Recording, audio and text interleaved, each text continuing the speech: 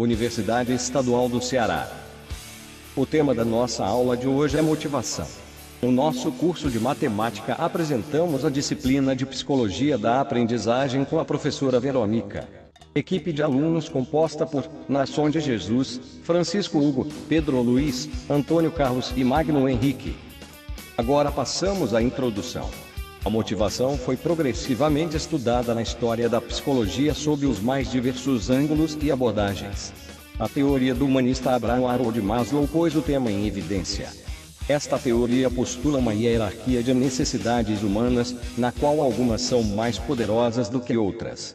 As necessidades de sobrevivência, por exemplo, devem ser satisfeitas antes daquelas ligadas ao crescimento e à autorrealização. A hierarquia de necessidades de Maslow é uma divisão hierárquica em que as necessidades de nível mais baixo devem ser satisfeitas antes das necessidades de nível mais alto. Cada um tende a escalar uma hierarquia de necessidades para atingir a sua autorrealização. Maslow define um conjunto de 5 necessidades. Necessidades fisiológicas básicas, tais como a fome, a sede, o sono, o sexo, a excreção, o abrigo. Necessidades de segurança, que vão da simples necessidade de sentir-se seguro dentro de uma casa a formas mais elaboradas de segurança como um emprego estável, um plano de saúde ou um seguro de vida. Necessidades sociais ou de amor, afeto, afeição e sentimentos tais como os de pertencer a um grupo ou fazer parte de um clube. Necessidades de estima, que passam por 2 vertentes, o reconhecimento das nossas capacidades pessoais e o reconhecimento dos outros face à nossa capacidade de adequação às funções que desempenhamos. Necessidades de autorrealização, em que o indivíduo procura tornar-se aquilo que ele pode ser. David McClelland, de 20 de maio de 1917 a 27 de março de 1998, psicólogo americano, apresentou 3 necessidades ou motivos, como os responsáveis pelo comportamento humano. A essa teoria chamou de teoria da motivação pelo êxito e ou medo. Para ele, os principais vetores da necessidade para que um ser humano pudesse obter a sua satisfação eram: ele citou na tabela que vemos da necessidade e o meio para obter a satisfação. Daí, temos a realização, competir como forma de autoavaliação, a aflição, relacionar-se cordial e afetuosamente e o poder que é exercer influência. Passamos agora a falar um pouco sobre a aproximação ao conceito de motivação. Genericamente, a motivação é aquilo que move uma pessoa, é aquilo que a põe em ação ou a faz mudar o curso. A motivação se refere à dinâmica do comportamento, ou seja, sustenta e dirige nossas ações. Processo este que tem sido classificado em 2 tipos pelos estudos da área. Falaremos no próximo slide sobre a motivação extrínseca e a intrínseca, características da motivação. Estudar a motivação na aprendizagem, tendo como referência o cenário específico da escola e as atividades para as quais o aluno deve estar motivado, remete a peculiaridades que tornam diferente sua análise em outros campos da vida humana. A motivação extrínseca é quando o motivo para se obter algo é externo ao indivíduo. Na escola, por exemplo, a motivação está fora do sujeito que aprende, ou seja, são as consequências do aprender, e não a própria atividade em si que move a pessoa em direção à aprendizagem. A motivação intrínseca é quando o elemento mobilizado pela aprendizagem é interno, ou seja, é o desejo de aprender. A razão para se esforçar está naquilo que se aprende e na satisfação pessoal de saber e de adquirir novas informações, ampliar seus conhecimentos. A motivação intrínseca é mais desejável, pois estimula no aluno o movimento em direção ao aprender, suscitado por questões de ordem mais pessoal. O aluno investe na aprendizagem de modo mais ativo, buscando alcançar objetivos pelo desafio de aprender e de crescer. Na tabela seguinte, vemos a comparação dos tipos de motivação. Vemos que a motivação intrínseca está relacionada aos fatores pessoais. E vemos também que a motivação extrínseca está relacionada aos fatores ambientais. Agora, passaremos a comentar sobre a qualidade e quantidade da motivação. A motivação pode ser classificada como de maior ou menor intensidade, no que se refere à sua quantidade.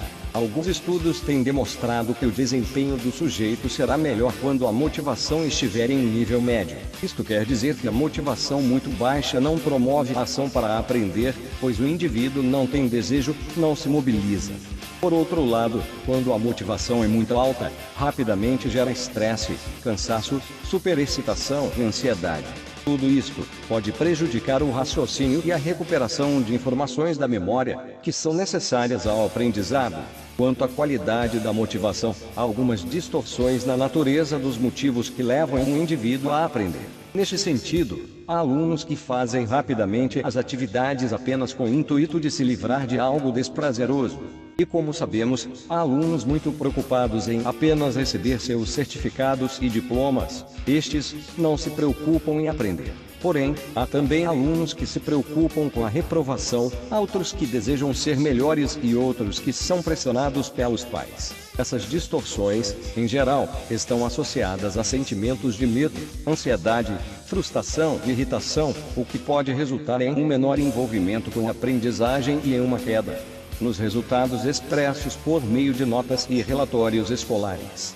É preciso considerar ainda as situações em que o aluno apresenta interesse por uma determinada atividade, mas as razões que o mobilizam estão vinculadas à aprovação dos outros, ao medo do fracasso, à preservação de uma autoimagem, embora aparentemente estejam motivados a vivenciar situações de intenso sofrimento psíquico. Outro aspecto qualitativo importante é a abrangência da motivação, ou seja, até onde e para quais atividades o aluno vai estar motivado. Muitas vezes, equivocadamente, rotulamos um aluno como desmotivado porque ele não se interessa por uma determinada disciplina ou atividade. Nenhum de nós está motivado o tempo todo e para todas as direções. Um aluno não está necessariamente desmotivado para tudo o que acontece na sala de aula, ou ao contrário, está motivado para todas as atividades ali propostas. É preciso considerar as dificuldades, os interesses e os desejos que apresentam os alunos, bem como os condicionantes pessoais e contextuais envolvidos nessa dinâmica. Muito bem, pessoal. Passaremos agora a conhecer um pouco sobre os aspectos contextuais. Os elementos do contexto, que intervêm na relação entre a motivação e a aprendizagem, estão ligados à família, às condições sociais, econômicas e culturais dos alunos, às políticas educacionais e à escola. Os estudos sobre motivação e aprendizagem têm voltado sua atenção para o aprender na escola, com foco no papel do professor, na dinâmica da sala de aula e na própria organização institucional. Agora vamos falar um pouco do que pensavam Alonso Tapia e Henrique Fita. Alonso Tapia e Henrique Fita atribuem importância à atuação docente na criação de espaços ambientais motivadores e propiciadores de aprendizagem. Embora não seja uma tarefa tão fácil, é necessária, sobretudo, se pensarmos na dinâmica do sistema de ensino atual com suas complexidades, carências e desafios permanentes. De fato, a motivação dos alunos tem relação com o trabalho e a motivação dos seus professores. Para Pozo, todo docente, de algum modo, representa modelos para os discentes. Agora passamos às considerações finais. Podemos entender que a consciência do professor de seu papel como mediador e facilitador de aprendizagens, ajudando o aluno a avançar para níveis mais complexos no aprender, é fator relevante no cenário motivador. Também sabemos que o professor necessita de uma formação inicial e continuada coerente com os princípios explicitados. Para que o professor forme alunos leitores e escritores, é preciso que ele também leia, se expresse, tenha acesso a bens culturais e atribua significado a essa aprendizagem. Muito obrigado pela atenção de todos e lembrem-se, a motivação nasce dentro de você.